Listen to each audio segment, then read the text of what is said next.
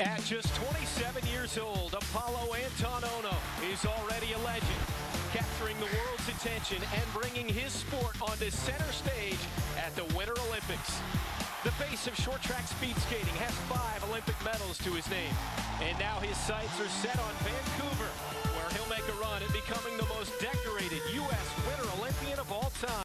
Now, Lee and Ono could easily be gold and silver medalists at the Vancouver Olympics. So for this race, 6 skaters, 2 advance to the final. I expect it to be Apolo and Lee Jung-Su. Could be a very hot race between those two. Now, I like to see clean races, but with these two, easily the 2 favorites to move into the final, you might also see some tactical funny business going on. Apolo OHNO, 2-time Olympian, has won 5 medals. And he skates in lane 1. Won a gold and a silver at the 2002 games, a gold and 2 bronze medals back in 2006 in Turin. And he begins back in the pack in 4th place, make it 5th place for Apolo OHNO. And Apolo and Lee are really just watching each other at this point. They know they can move to the front when they need to, especially at this pace, which is very slow for both Apolo and Lee. They're watching each other. And when the time comes, they will be able to move to the front. Apolo OHNO didn't begin speed skating until 1995. Within 2 years, he was already the best in the United States in the short track. Yeah, he actually won a World Cup event in 1997, but failed to make the 1998 Olympic team, which is a little bit of a surprise. After that Olympic team, he really moved right to the top. He's at the top of his game at the age of 27. 8 laps to go here in the final semifinal of the men's 1500, and the pace quickens. Now this is showing some confidence on Apolo's part. He's still in 7th place with 6.5 laps to go. If I were Apolo, I would start to think about moving to the front. Lee is in perfect position up in front. Apolo needs to move up to qualifying position. Lee Jung-Su, ranked number 3 in the world from Korea, continues at the front, with Apolo OHNO now coming on the outside. And this is showing a lot of confidence for Apolo. He still has 2 arms on his back. He looks very comfortable. If I were him again, I'd be working a little bit harder to get into qualifying position, but he looks confident. He looks comfortable. OHNO needs to get in the top 2. He's in 5th at the moment with 3 left to go. Lee Jung-Su of Korea in the front. Now, Apolo, that was a good pass, a good clean pass into 4th place, which we haven't seen a whole lot of so far in this event. Now that he's starting to swing an arm, 2 crossovers into the turn, you can tell he's setting up a pass. Apolo OHNO slips to the outside of the final lap. Apolo OHNO now moves into 2nd on the inside. And OHNO skates a perfect, or nearly perfect, semifinal to get 2nd behind Lee Jung-Su. Man, he made me nervous being in 4th position and 3rd with half a lap to go, but he showed a lot of confidence and grace there, and all of his passes were clean. You gotta like the man's confidence, huh? That showed a lot. He wasn't, the last few World Cups, he hasn't been winning these events. He's been making finals. That showed a lot of confidence. I think we can expect a lot of him in the final, seeing that performance. Ranked number 6 in the world coming in, but he skated it like a man that was at the top. And you saw he did 2 crossovers going into a turn. That told me he was thinking about setting up a pass. He built up a little extra speed, and here too, he picked off 1, and then 2 skaters, one after another. He's cutting it down to the wire with 1 lap to go, but 2 arms on his back crossing the finish line there. Man, that's a lot of guts. What about the way that Lee Jung-Su skated it out in front, out of the fray there? That's a smart race. I mean, it takes a little more energy to skate it to the front, skate it from the front, but he stayed out of trouble, and that's the way I like to race. We welcome you back. The short track speed skating continues on. Apolo OHNO measured it just perfectly in the semifinals to qualify here for the men's 1500 final. He will skate from lane 2. Lee Jung-Su of Korea in lane 1.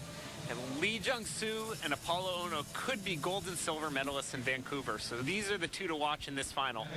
And unlike the women's final, there were 3 Chinese skaters, 2 Canadian skaters.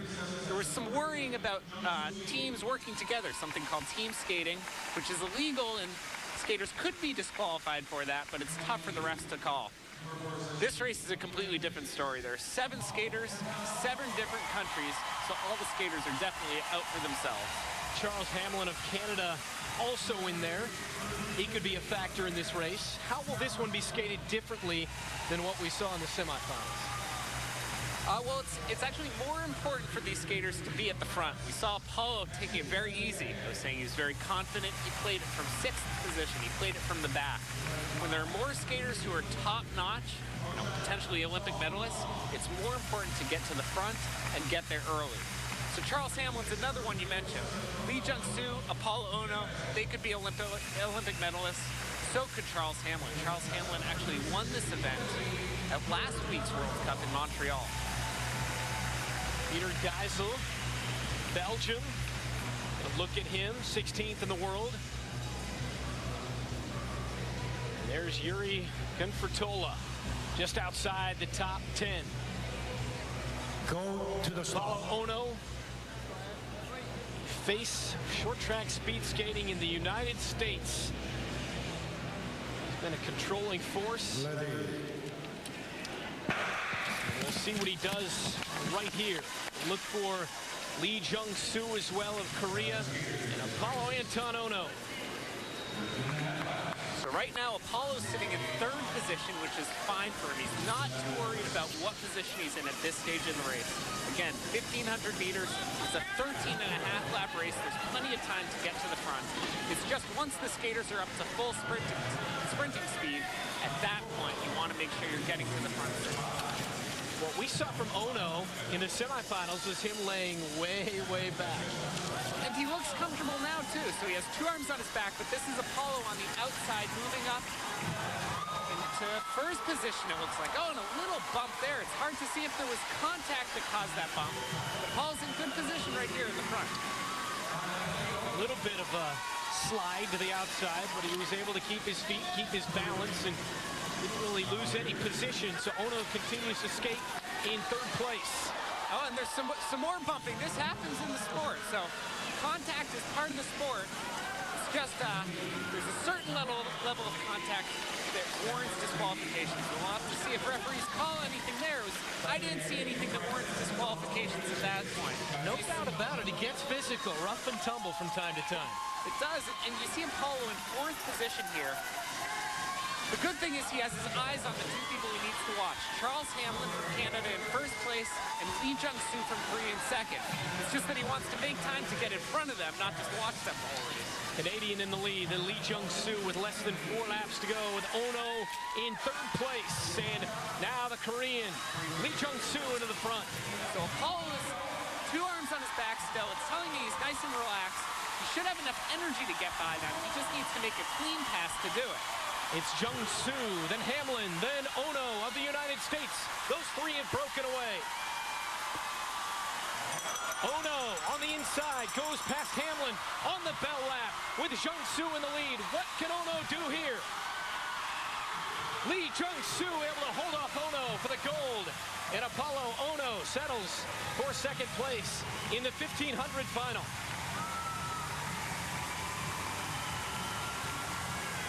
That wasn't the way we'd usually expect a 1,500 to go. It was actually a very clean finish. Apolo passed Charles Hamelin very cleanly on the last lap or lap and a half to go. The bumping happened earlier in the race. Let's check out the replay of that final lap. What did you see? So Apolo's going into this turn wide, and what that allows him to do is build up speed out of the turn. You see he enters the turn wide. It allows him to cut tight to pass Hamelin on the outside. The Canadian skaters are very fast, but they have a tough time skating tight tracks, so Apolo was able to get by him. But with just 1 lap to go, he's able to get by Hamelin, but 1 lap isn't really enough time to set up a pass on 2 skaters, especially someone like Lee Jung-Su, who's ranked at the top, or near the top, in the World Cup standings in this distance. Yeah, ranked number 3 in the world. And Apolo OHNO, number 6 coming in. He's got an official review here as they check out some things on the replay to find out if we're going to have any disqualifications. But at the moment, it'll be Lee Jung-Su winning and Apolo OHNO getting the silver. 1,500 men, Charles Hamelin of Canada picks up the bronze. Apolo Antonono gets silver for the U.S. And Apolo actually hasn't been on the podium very much in this World Cup season so far, so he's got to be happy with second place. And Jung-Su brings home gold from Korea. And he's now at the top of the world in the men's 1500, so a great skate from Jung-Su. So Lee, Ono, and Hamlin, the three podium finishers here, are three to watch for in Vancouver. But there are also two important missing skaters. Lee Ho-Suk from Korea has been dominant in the longer events, as well as J.R. Selsky, an American skater who finished the Olympic trials in second place, is also great in the 1500 meters, having won World Cup events in this distance. Apolo's happy with his silver medal, but most importantly is on the right trajectory for Vancouver.